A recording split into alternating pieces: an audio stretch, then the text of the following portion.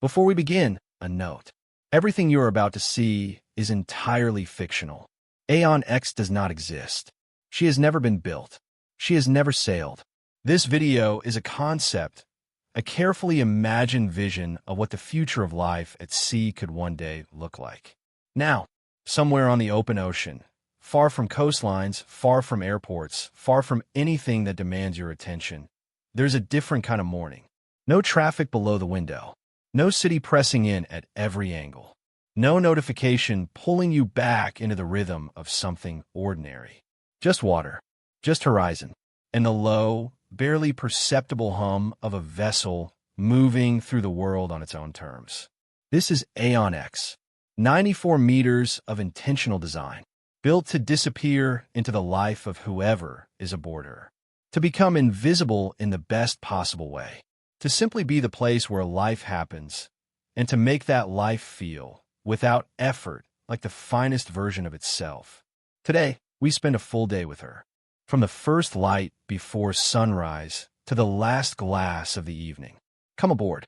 It is 20 minutes past 5 in the morning. The sun has not yet committed to rising. The sky above Aeon X sits in that particular shade of blue that only exists in the 20 minutes before dawn. Deep enough to look like night, but lit enough to tell you something is coming. Coffee is brewing. The temperature of the outdoor lounges has been checked. Towels have been folded and placed. The day has already begun for them, even before the guests know it. The master suite on Aeon X occupies the full beam of the yacht at the widest point of the main deck, nearly 12 meters across. It was designed with a single, defining intention, that whoever sleeps here should wake up feeling like the world belongs to them. The aft wall is almost entirely glass. There are no heavy curtains. When the light begins to change outside, it changes inside too, and the room shifts with it, moving from deep blue to pale gold as the sun climbs. The bedroom itself features a custom climate-controlled sleeping environment. The temperature during the night is kept slightly cooler than the rest of the yacht. The bathroom is finished in hand-cut Calicut marble. The shower is large enough to feel architectural. The soaking tub sits beside the glass wall, facing the sea, and the floors, heated teak, laid in a chevron pattern, are warm beneath bare feet at every hour of the night.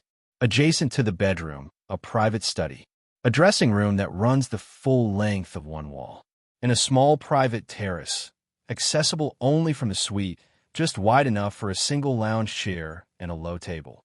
It is, in every sense, a home. It simply happens to be floating.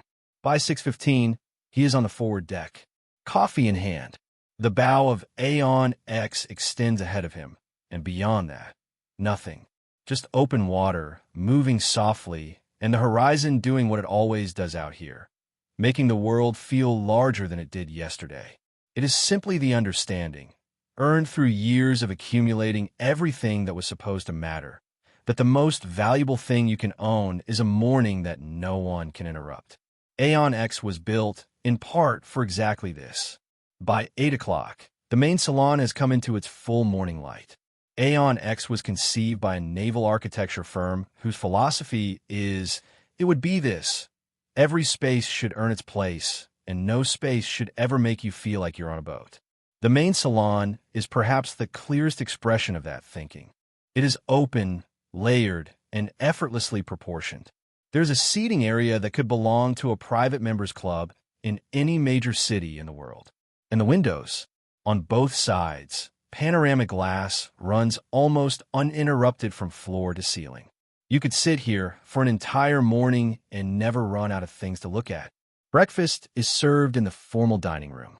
The table seats 14, not as a sequence of dishes, but as an experience that has a beginning, a middle, and an end.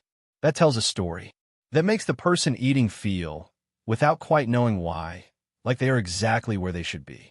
Below the main salon, one level down, is what the design team called the restoration deck, though on the final plans, is simply listed as the wellness level.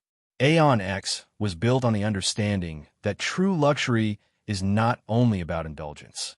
It is equally, perhaps more so, about recovery, about giving the body and mind the conditions they need to function at their highest level, not just for a week, but for the months that a serious voyage can last.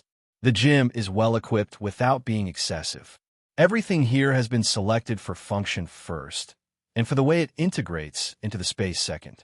Resistance equipment. Cardio. Free weights. A stretch area with a floor mat and a ceiling high enough for full movement. Adjacent to the gym, the cold plunge pool. 3 degrees Celsius, maintained constantly. Tiled in a deep slate blue that makes the water look almost black. Flanked on one side by a dry sauna, which is already warm. The crew always prepares it before the guests wake. The treatment room is at the far end of the deck. A massage table, a selection of oils, a therapist who is also a trained physiotherapist and who understands that the body after weeks at sea carries tension in different places than the body that lives on land. And at the very end, past all the equipment, past the sauna, past the treatment room, a small room that the design team almost cut from the plans for space reasons. A meditation room. For walls. A cushioned floor. A low ceiling. A single porthole facing the sea. A room designed for silence. On a vessel that can take you to the quietest places on Earth. Some of the most important square footage on Aeon X. By midday, Aeon X has moved. Now she is underway again. Moving south. The temperature has climbed to 28 degrees. The sky is cloudless. And on the main deck, the pool terrace is where the day has gathered. The pool runs 8 meters along the aft section of the deck. Salt water filtered, temperature controlled. When you stand at the far end and look out, it is difficult for a moment to tell where Aeon X ends and the world begins. That is entirely intentional. Now the lower hull opens. The tender garage on Aeon X sits at the waterline, a space that, when the hydraulic doors fold down, becomes a platform directly above the sea. Inside, 2 high-performance jet skis, a custom 8-meter day, tender finish to the same specification as the main yacht, and a 2-person submarine designed for shallow water dives to 40 meters. Mounted separately, above on the sun deck, a remotely operated submarine drone, carbon fiber, nearly silent, capable of descending to depths far beyond what a human passenger could survive. Today it is the jet skis. The sea around Aeon X is clear and warm, and the waves are small enough to be playful without being difficult. 2 of the guests spend the better part of 2 hours out there, visible from the pool terrace as small, fast shapes moving against the blue. From a yacht, the sound of them barely carries. The ocean absorbs everything. Not every hour on Aeon X is spent in motion. The private study on the upper deck is one of the quieter spaces on the vessel, and it is, in many ways, the most telling. A room designed for thinking, for reading, for the kind of unhurried reflection that requires distance from the world, and that the world, when you are in it, never quite allows. The shelves are lined with books. The writing desk is custom, made from a single piece of reclaimed European walnut, its surface worn smooth in the way that only decades of use produces. It reminds you that time passes everywhere, even here. The window behind the desk frames the sea in a way that is almost compositional. A rectangle of blue, moving slowly, shifting with the light. Some afternoons, work happens here. More often, nothing does. And that, too, is its purpose. The sky deck of Aeon X is the highest accessible point on the vessel. And at sunset, it earns its place on the plans like nothing else does. The light up here changes fast, faster than it seems like it should. 1 minute the sky is gold. Then, without any clear transition, it is amber. Then something closer to copper. Then that deep, bruised violet that comes just before dark and lasts, if you're lucky, for about 8 minutes before is gone. Below the deck, the ocean catches every shift, mirroring the sky with a slight delay, as if it is considering each color before agreeing to reflect it. The guests are up here by 6. Cocktails have arrived. The head steward moves through the space quietly, placing glasses without interrupting anything, the way great service always does. Nobody speaks for a long time. There is nothing to say. The sunset does not need commentary. Dinner on Aeon X, when the weather allows, is always served outside. Tonight, the aft deck. white linen, candles burning in low hurricane glasses that protect the flames for whatever breeze comes off the water.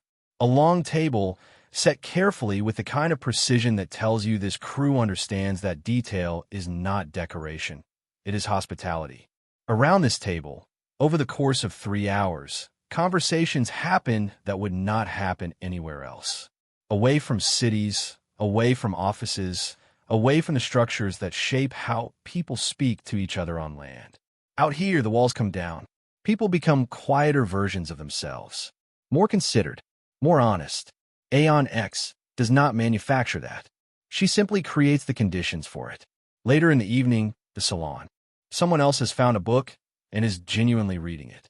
Two guests are deep in conversation at the far end of the room, leaning slightly toward each other in the way that signals that something real is being said.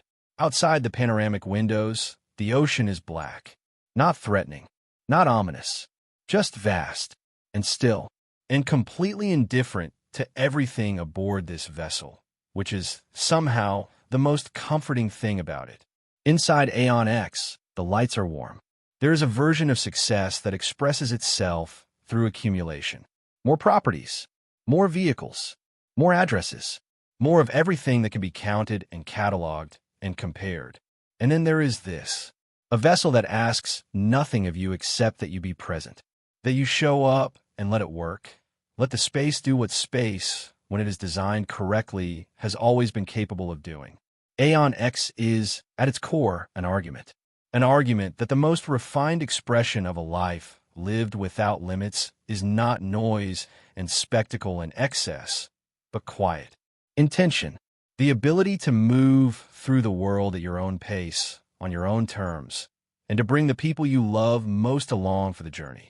She's a concept, a fictional vision, and we have been clear about that from the first frame. But the feeling she points toward, the feeling of a morning with no demands, of a dinner that lasts 3 hours because no one wants it to end, of a sunset that nobody photographs because somehow, this time, everyone just decides to watch it instead, that feeling is entirely real. And it is what this channel is about.